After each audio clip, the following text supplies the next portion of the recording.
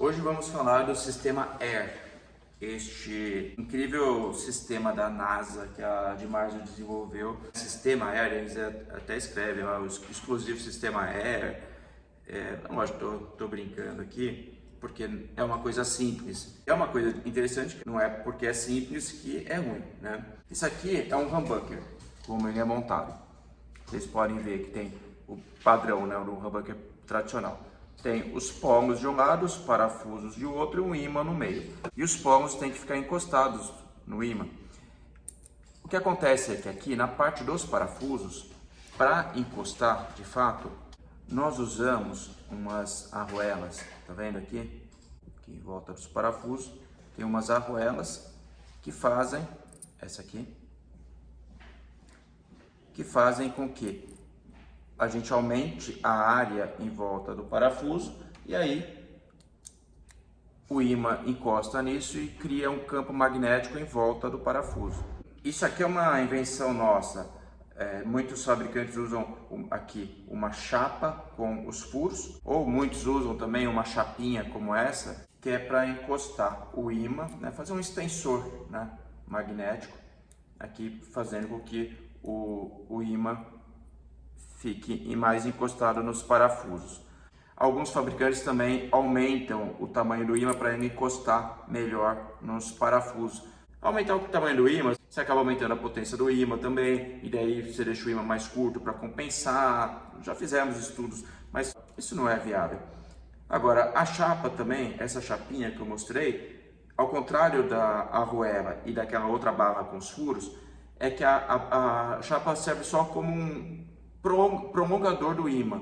Não vai fazer com que o campo magnético fique em volta do polo. Essa arruela encostada no ímã vai fazer com que o campo magnético encoste na arruela e distribua ao redor do parafuso. Assim como se tivesse uma chapa aqui também com o furo, ia fazer a mesma coisa. Enfim, essas são algumas opções da construção padrão do humbucker.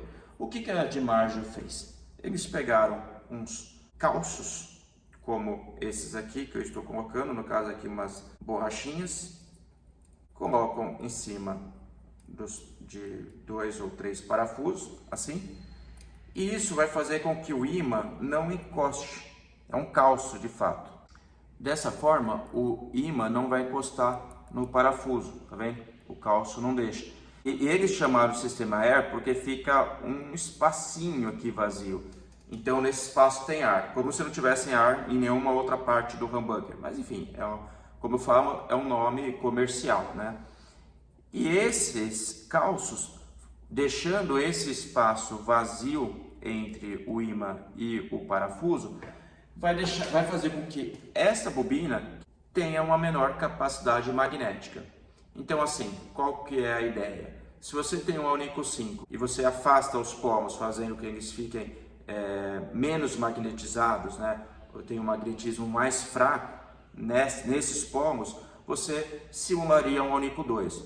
Mas não é bem isso, porque se fosse só isso, era mais fácil. Pô, a Dimarzo está nos Estados Unidos, tem milhões de fabricantes de ímã, era mais fácil chegar lá e comprar um Alnico 2 da medida padrão, em vez de usar isso daqui. A questão é que esse aqui separa somente o lado da bobina que está afastada. O Alnico 2 ia deixar todos os pomos das duas bobinas como um Alnico 2. E aqui você tem aqui, vamos dizer, o ímã que está encostando nos pomos na intensidade normal do Alnico 5 e essa aqui só mais fraca.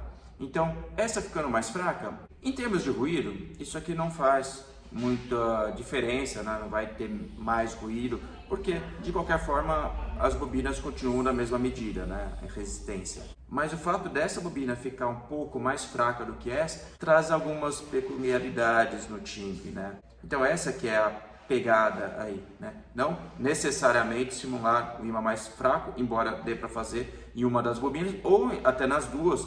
Se você usar duas bobinas de parafuso, você pode fazer nas duas. Você não pode fazer uma bobina com fenda e outra com pino, porque você colocar essas borrachas aqui ia fazer com que tudo ficasse mais grosso e as bobinas iam ficar desencostadas, os carretéis iam ficar desencostados, né? Daí você teria que trabalhar com ímã menor, que não faria muito sentido você trazer um ímã menor e ainda afastar das duas bobinas, né, dos dois polos magnéticos aqui, ia ficar fraco demais, né? Então, normalmente você vai encontrar isto em umas das bobinas somente. Mesmo em captadores com Harman nas duas bobinas ou com fenda e Harman, geralmente eles deixam um lado encostando a chapa normal e o outro lado só que eles fazem isso somente para você ter uma diferenciação de timbre, né? Uma característica sonora. Mas de qualquer forma é interessante e também dos dois lados, né? O sistema Air parece uma coisa um pouco mais complexa do que simplesmente dois calcinhos de borracha. Vou aproveitar aqui para mostrar essa camiseta aqui, muito legal, que eu ganhei da banda Spine Shiver, bem bacana, obrigado aí. E inclusive vocês podem procurar a agenda deles no Instagram. Valeu pessoal, até a próxima.